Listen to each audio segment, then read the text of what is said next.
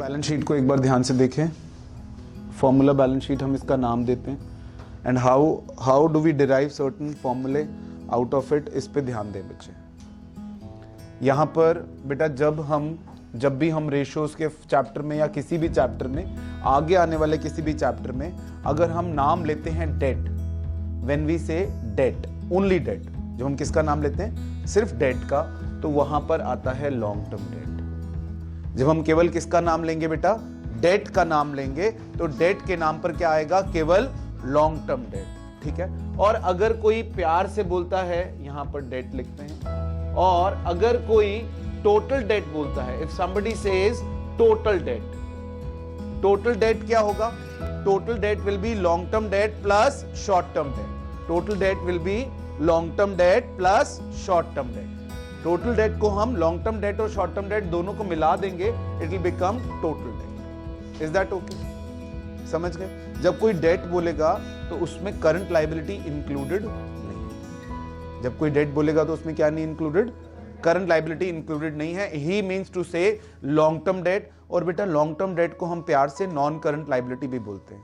Long term borrowings, debentures, public deposits, term loans, mortgage loans, these all are non current liabilities या फिर long term date. और जिसको अब से हम क्या बोलने वाले हैं, सिर्फ डेट भी अगर हम बोलेंगे तो वो लॉन्ग टर्म डेट आएगा, और टोटल डेट आएगा तो ये दोनों को मिलाकर आएगा। Is that okay? इन दोनों को मिला देंगे तो इसको हम बोलते हैं बेटा इक्विटी, शेयर होल्डर्स फंड और प्रोप्राइटर फंड। क्या बोलते हैं बेटा, प्रोप्राइटर फंड। दोनों को मिलाकर क्या बन जाएगा बच्चे, प्रोप्राइटर फंड या फिर शेयर होल्डर्स फंड या फिर ओनर्स इक्विटी। ये हमारा अपना पैसा और ये बोरोड पैसा। बेटा बिजनेस में दो तरह का पैसा लगता है, हमारा पैसा या फिर बोरोड। क्यों बेटा? How many kinds of money is invested in the business? Our own money or the money we have borrowed। एक और भी लगता है बेटा जो हम यहां पर रेफर नहीं करते, वो होता है चोरी का पैसा, वो हम नहीं लिखते बेटा। तो यहां पर दो तरह के पैसे लगते हैं, बोरोड मनी या फिर ओनर्स मनी। और अगर मैं इन दोनों को मिला दूं तो इनको प्यार से बोलते हैं कैपिटल एम्प्लॉयड। क्या बोलते हैं बच्चे? वो पैसा जो आपने बिजनेस में लगा रखा है, जिसको आप कैपिटल का नाम दे रहे हो। क्या नाम दे रहे हो? Capital employed, owners money plus borrowed money.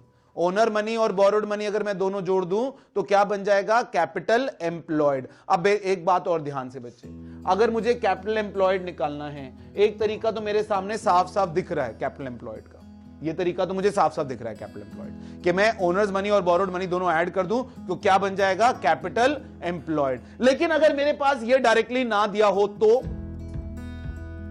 if I am not given with these things directly, then तब मैं एक ये वाला रूट अपना सकता हूं, ये वाला।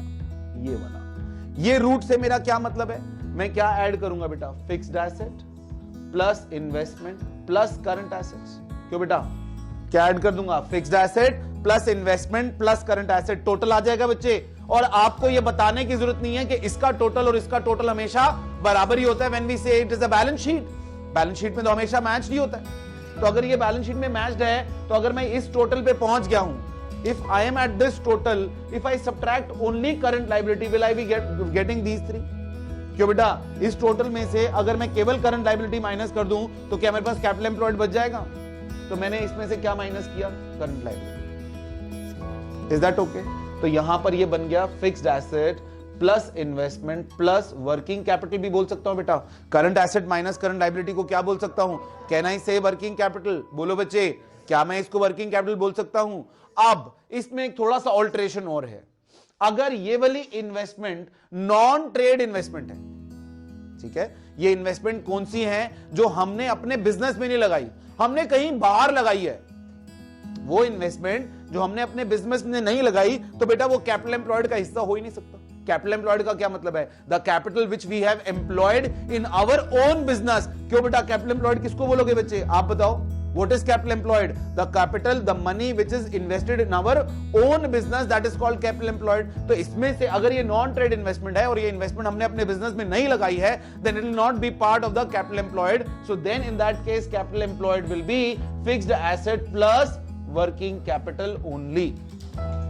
Is that okay? तो ऑल्टर होकर, तो यहां से बेटा अगर आप इस बैलेंस शीट को याद रखेंगे, आपको बहुत सारे फॉर्मूले ऐसे हैं जो आपको रटने नहीं पड़ेंगे, क्योंकि वो फॉर्मूले बने यहां से।